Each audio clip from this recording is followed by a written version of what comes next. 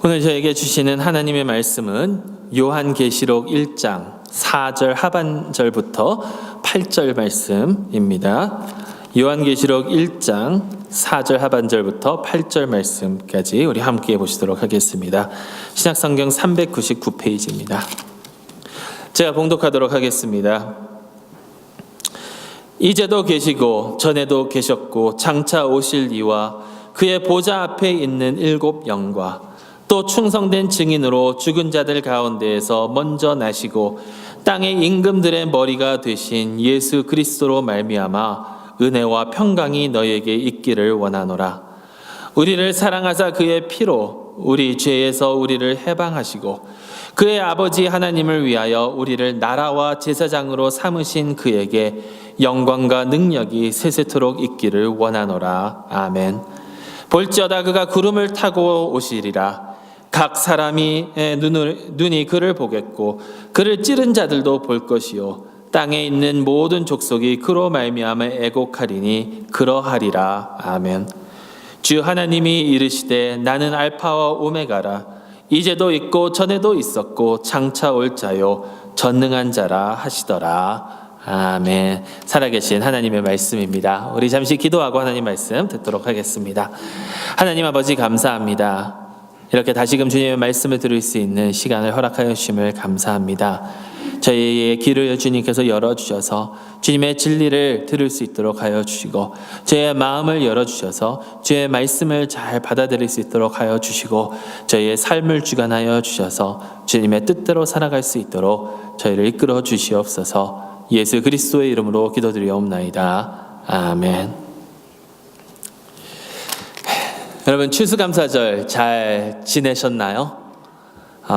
몸무게가 좀 느신 분들도 아마 계실 것이고 한 해를 돌아보면서 감사의 내용들을 잘 생각해 보셨는지요?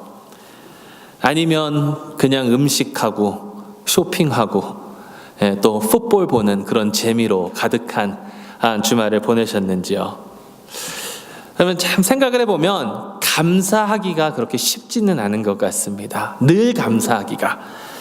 제 할머니께서 살아생전에 이렇게 대화를 나누다 보면 항상 말끝마다 하나님 감사합니다, 하나님 감사합니다를 달고 사셨어요. 그러니까 전화 통화를 해도 직접 뵙기를 해도 언제든지 만나보고 대화를 나누면 아이고 참 하나님 감사합니다, 감사합니다 라고 하셨습니다. 그런 할머니의 모습을 보면서 그렇지 항상 감사하면서 살아야 되는데 라고 생각은 하지만 여러분 그렇게 살기가 사실 그렇게 쉽지는 않은 것 같습니다.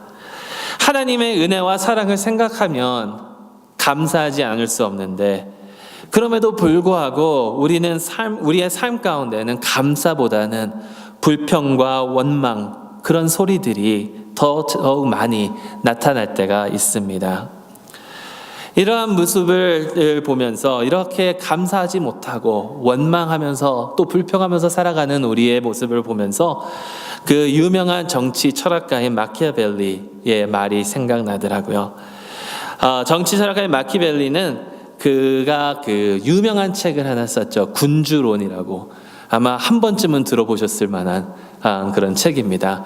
저도 정치 전공을 하면서 그 책을 한번 읽어봤는데 영어로는 더 프린스라고 해가지고 고전인데 유명한 고전인데 거기에 이 마키벨리는 인간에 대해서 이렇게 설명을 합니다. 인간은 은혜를 모르고 인내를 모르고 배은망덕하고 기회주의적이며 이익에 밝지만 제 멋대로 행동한다. 다시 한번 들어보시기 바랍니다.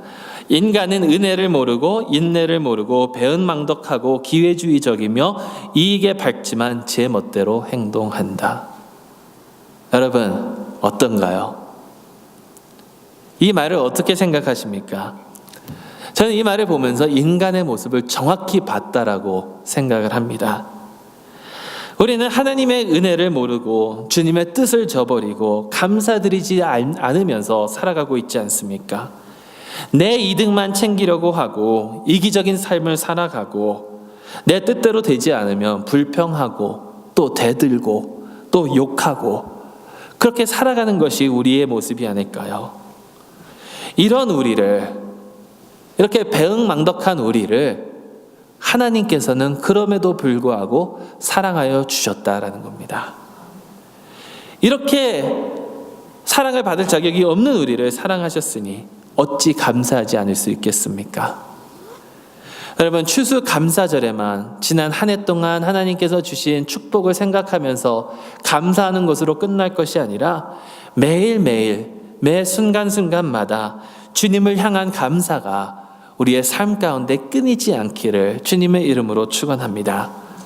어떤 이가 이렇게 얘기합니다. 매주 매일 크리스마스여야 하고 또 부활절이어야 한다고.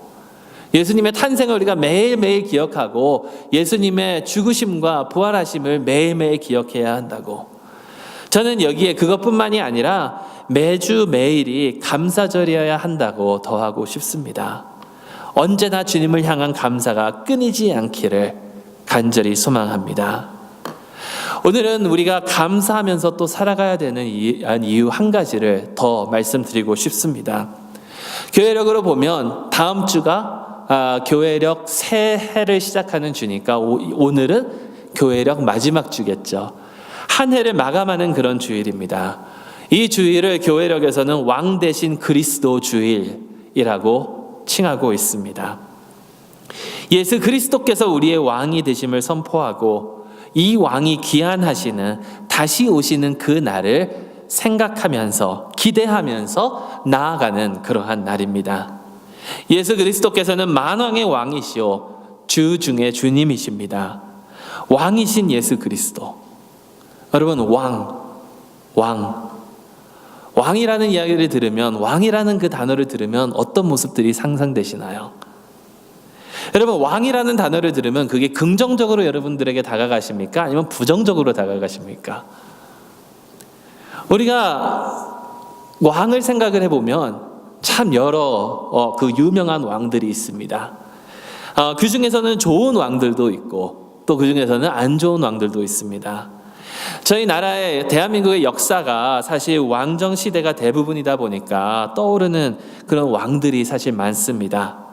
광개토 태왕, 세종대왕, 정조 등 좋은 왕들이 참 많았죠. 근데 좋은 왕들뿐만이 아니라 안 좋은 왕들도 굉장히 많았습니다. 설교를 준비하면서 조선시대의 가장 안 좋은 왕 탑3를 딱 찾아보니까 누가 나타나냐면 첫 번째 연산군. 연산군이 나타났고요. 그리고 두 번째는 선조. 선조는 임진왜란 때 다 버리고 백성 버리고 혼자 도망간 그런 왕이죠. 근데 선조는 그래도 인복은 있었다라고 합니다.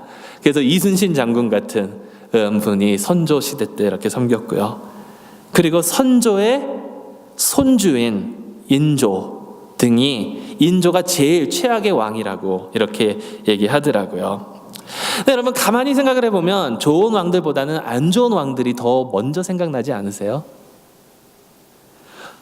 좋은 왕들보다는 안 좋은 왕들이 이 세상에는 많습니다. 그 이유가 무엇이냐면 모든 권력은 타락하기 때문입니다. 이러한 말이 있습니다. 모든 권력은 타락하고 절대 권력은 절대로 타락한다. 모든 권력은 타락하고 절대 권력은 절대로 타락한다라는 말이 있습니다. 권력을 손에 넣은 자들은 자신들의 그 이득만을 위해서 행동하기 때문이다라는 것이죠. 성경을 보면 북이스라엘의 여러 왕들 중에 단 한 명도 좋은 왕이 나타나지 않은 것을 봅니다.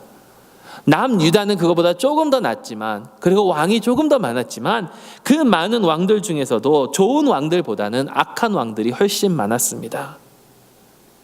그 이유는 아까도 말씀드렸던 그 마키아벨리 군주론에서 이런 말이 나오기 때문이라고 저는 생각을 합니다. 둘을 동시에 가질 수 없으면 사랑받는 것보다 두려움의 대상이 되는 것이 더 낫다.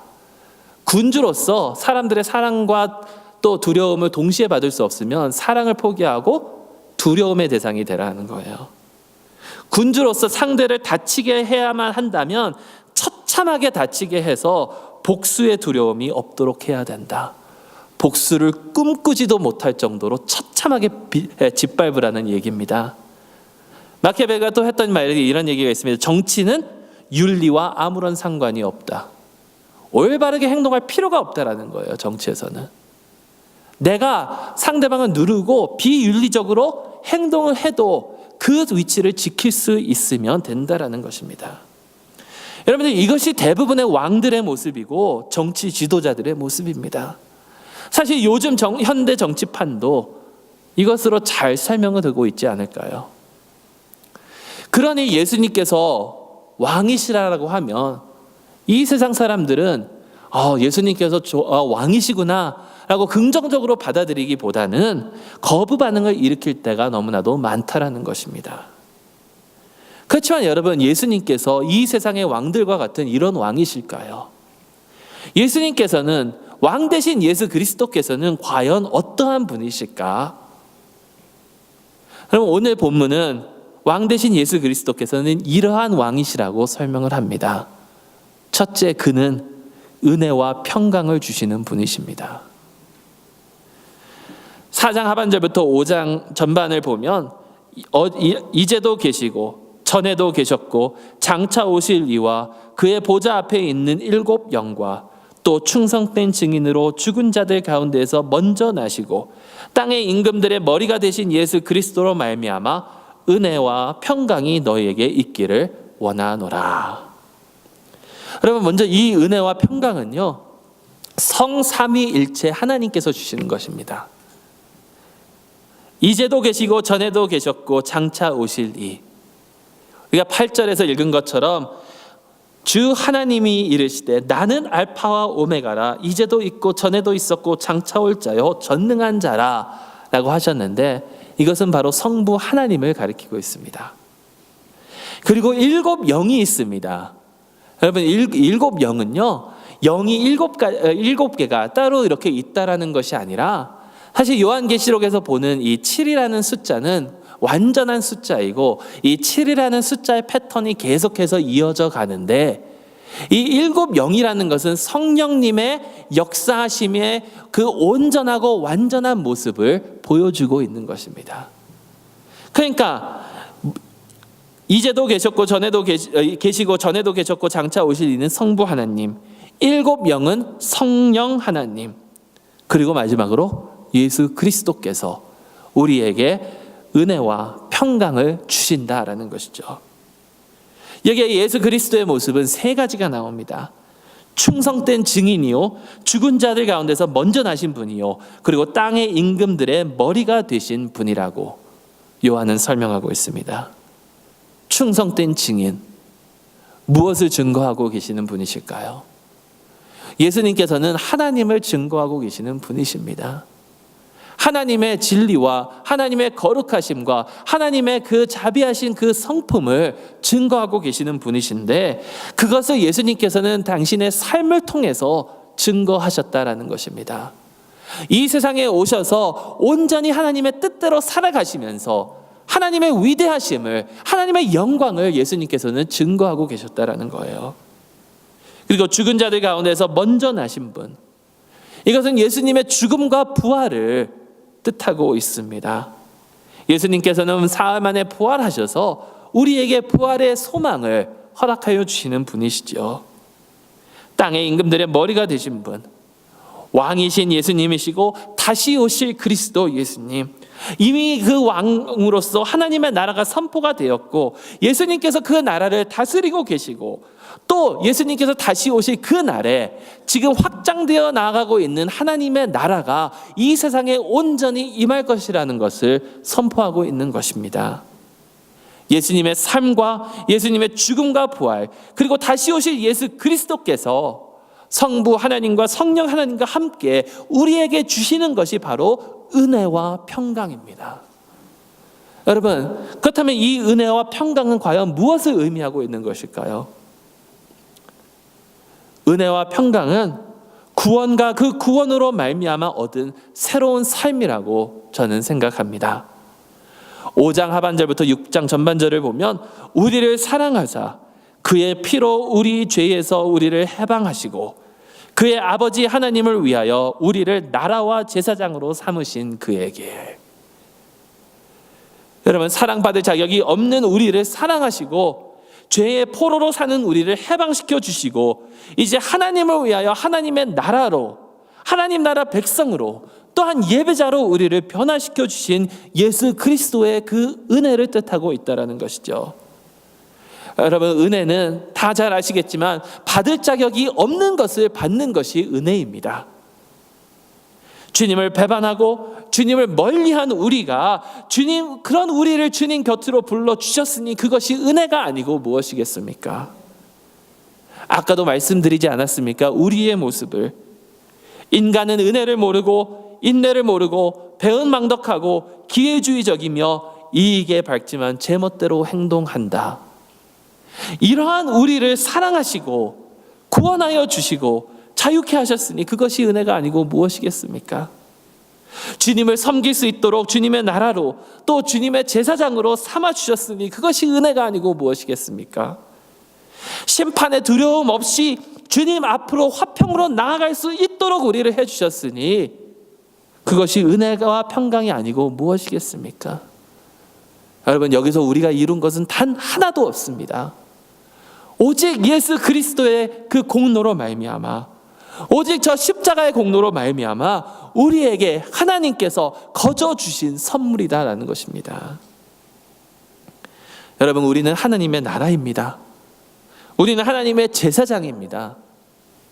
이 의미는 그의 뜻대로 살아가면서 그에게 영광 돌리는 삶을 살아가라는 그러한 의미입니다. 6절 하반절에 그에게 영광과 능력이 세세토록 있기를 원하노라. 아멘. 이것이 바로 예수 그리스도를 왕으로 모시고 살아가는 우리의 삶의 궁극적인 목적이라는 것입니다. 여러분, 하나님께서 아브라함을 택하셨죠. 이스라엘을 택하셨습니다. 그 이유가 무엇이겠습니까? 그냥 하나님께서 심심하셔서, 하나님께서 그냥 택하시고 싶어서? 아니요. 그들로 하여금 이 세상에 하나님의 사랑을 나타내고 하나님의 영광을 나타내는 그런 삶을 살도록 택하셨다는 것입니다. 그들이 거룩한 삶을 살면 그 하나님의 거룩함을 나타내는 것이고, 다른 사람들로 하여금 하나님께서 살아계시고 하나님께서 역사하고 계시고 그러면서 하나님께 영광을 돌리는 삶을 살도록 그들을 부르셨다라는 것입니다. 그리고 그러한 삶을 이스라엘이 살지 못하니까 하나님께서는 예수 그리스도를 이 땅에 보내셨고, 예수 그리스도께서 그러한 삶을 이루시고 이제 교회를 통하여, 여러분과 저를 통하여 그 주님의 나라를, 주님의 영광을 확장하여 나아가기를 원하시는 것입니다. 그러니 여러분, 예수 그리스도께서 우리의 삶의 진정한 왕이시라면, 우리에게 사랑을 보여주시고 은혜와 평강을 주신 그러한 왕이시라면 우리는 그의 백성으로 그를 위하여 충성된 삶을 살아야 하는 것입니다. 여러분, 이런 하나님의 은혜에 감사하는 마음으로 살아가는 이 충성된 삶의 모습은 과연 어떠한 모습일까요? 간단히 두 개로 설명을 하면, 첫째는 진리를 나타내는 삶입니다. 오늘 왕 되신 그리스도 주일을 맞이하여 채택된 다른 본문이 요한복음 18장 본문입니다. 예수님께서 빌라도 앞에 서신 그런 부분입니다. 빌라도는 예수님의 목숨을 손에 쥐고 있는 자였습니다. 당신의 목숨을 손에 쥐고 있는 자 앞에서 예수님께서는 진리를 말씀하셨습니다. 요한복음 18장 37절 말씀에 내가 이를 위하여 태어났으며 이를 위하여 세상에 왔나니 곧 진리에 다하여 증언하러 함이라. 무릇 진리에 속한 자는 내 음성을 듣느니라. 여러분, 이것에 대해서 빌라도의 반응은 어땠는지 아십니까? 진리가 무엇이냐? 여러분, 이거는 빌라도가 진리를 몰라서 진리가 뭔지 나에게 가르쳐 주십시오 라고 묻는 질문이 아닙니다. 여기에 나오는 뉘앙스는 도대체 진리가 뭐길래, 진리가 과연 무슨 소용이냐, 이러한 말씀이라는 거죠. 도대체 진리가 무엇이길래 네가 네 목숨마저도 걸겠느냐? 여러분, 이 세상은 진리를 외면하고 진리부터 멀어져 있는 세상입니다. 다 나에게 좋으면 된 것이고 나의 기분에 들기만 하면 된 것이고 나의 이득만을 위하여 진리 따위는 포기하면서 살아가라라고 가르치는 것이 이 세상입니다. 그러한 가운데 예수님께서는 진리를 말씀하셨습니다. 여러분, 예수님께서 선포하고 계시는, 증거하고 계시는 이 진리가 과연 무엇입니까? 이 진리는요, 바로 예수 그리스도 자체이십니다.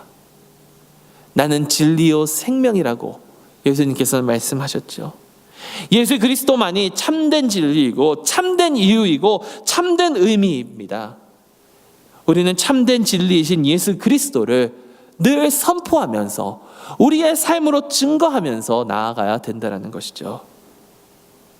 그러한 삶은 사랑의 삶으로 나타납니다. 예수께서 빌라도 앞에서 진리를 말씀하시는 것은 바로 죽음을 의미했습니다. 죽으심으로 당신의 백성을 구원하고자 예수님께서는 하신 것입니다. 당신을 희생시키시면서까지 우리를 사랑하여 주신 주님, 여러분, 이러한 사랑을 예수님께서는 저희에게 요구하고 계십니다. 서로 사랑하라. 단순히 좋은 감정을 가지고 서로 미워하지 말고 지내라, 이것이 아닙니다. 서로를 위하여 희생하고 섬기고 서로를 세워 나아가는 그러한 삶입니다. 남의 가장 더러운 부분, 가장 부족한 부분마저도 감싸며 나아갈 수 있는 그러한 삶. 요한복음 13장에 예수님께서 이제 하나님 아버지께로 돌아갈 날이 가까운 줄을 아시면서 사랑을 제자들에게 보여주셨는데 끝까지 보여주셨다. 사랑의 끝을 보여주셨다라고 성경은 전하고 있죠. 그러면서 하신 것이 바로 제자들의 발을 씻겨주신 것입니다. 그러면서 너희도 이렇게 하라라고 말씀하신 것처럼 우리는 겸손히 서로를 사랑하며 나아가야 될 것입니다. 하나님의 나라로서, 하나님의 제사장으로서 우리는 진리와 사랑을 선포하며 나아가야 됩니다. 이것이 왕 대신 예수 그리스도를 섬기는 그러한 삶입니다. 그렇다면 여러분, 이 삶을 과연 우리는 어떻게 하면 살아갈 수 있을까요? 어떻게 하면 하나님의 진리 앞에 서고 어떻게 하면 서로를 사랑하며 살아갈 수 있을까요? 그것은요, 종말론적인 삶을 우리가 염두하고 살아가면 된다는 것입니다. 무슨 말일까요? 예수 그리스도께서, 왕 대신 예수 그리스도께서 이 세상에 다시 오실 것을 우리가 확실히 믿고 나아가면 된다는 것입니다. 예수님의 나라는 예수님의 초림 때에 시작되었습니다. 그리고 예수님의 재림 때에는 그 나라가 완성이 됩니다. 그리고 여러분, 그 날은 반드시 올 것이다라는 것입니다. 그 날은 온전한 승리의 날입니다. 예수 그리스도를 대적했던 자들, 예수님 밖에 섰던 자들은, 예수 그리스도를 찌르는 자들은 애곡하는 그러한 날. 하지만 예수 그리스도를 왕으로 모신 자들에게는 기쁨의 날이 되는 그 날입니다. 여러분, 이 날은 반드시 옵니다. 반드시 옵니다. 언제 올지는 모르지만 반드시 온다라고 성경은 전하고 있습니다. 그러니 그 날에 승리자답게 살아가면 우리는 되는 것입니다. 우리는 이미 승리를 개런티 받은 자들입니다. 전에도 설명을 들었는데요. 그러면 어느 한 농구팀을 이렇게 보니까 그 굉장히 잘했던 대학 농구팀인데 그 선수들을 인터뷰를 하니까 그 선수들이 이런 말을 했다라고 합니다. 자기네들이 이제 코트에 딱 들어서면 이미 상대방을 보고 상대방을 비웃는다기보다는 자신감에 너무나도 넘쳐서 상대방이 보이지 않았다라고 합니다. 왜냐하면 우리는 이겼으니까. 아직 경기가 시작되지도 않았는데 우리는 이미 이겼다라는 그런 자신감을 가지고 그 앞에 나아갔다라 그래요. 여러분 그러니까 이겼으니까 대충 하는 것이 아니라 이겼다라고 확실히 믿으니까 더 열심히 더 힘을 내서 경기에 임했다라고 합니다. 여러분 바로 그것입니다. 영적 전쟁에서 이 세상과의 싸움에서 우리는 그리스도 안에서 이미 승리한 자들입니다. 승리를 짊어지었으니까 잡고 있으니까 이제 우리는 더 열심히 주님을 섬기며 나아가면 된다라는 것입니다. 예수 그리스도께서 다시 오시는 그 날을 소망하면서 주님의 진리와 사랑을 선포하며 나아갈 수 있는 저희 모두가 될 수 있기를 바랍니다. 여러분 요한계시록에 나오는 마지막 날은 두려움의 날로 표현이 많이 됩니다. 그런데 가면 갈수록 사도 요한은 그 예수님의 날을 받아들이면서 아멘이라고 합니다. 이것이 바로 저와 여러분들의 고백이 될 수 있기를 간절히 소망합니다. 요한계시록 22장 20절 이것들을 증언하신 이가 이르시되 내가 진실로 속히 오리라 하시거늘 아멘 주 예수여 오시옵소서. 왕 대신 예수님이 오시는 그날까지 주님의 영광을 위하여 살아갈 수 있기를 주님의 이름으로 축원합니다. 기도하겠습니다.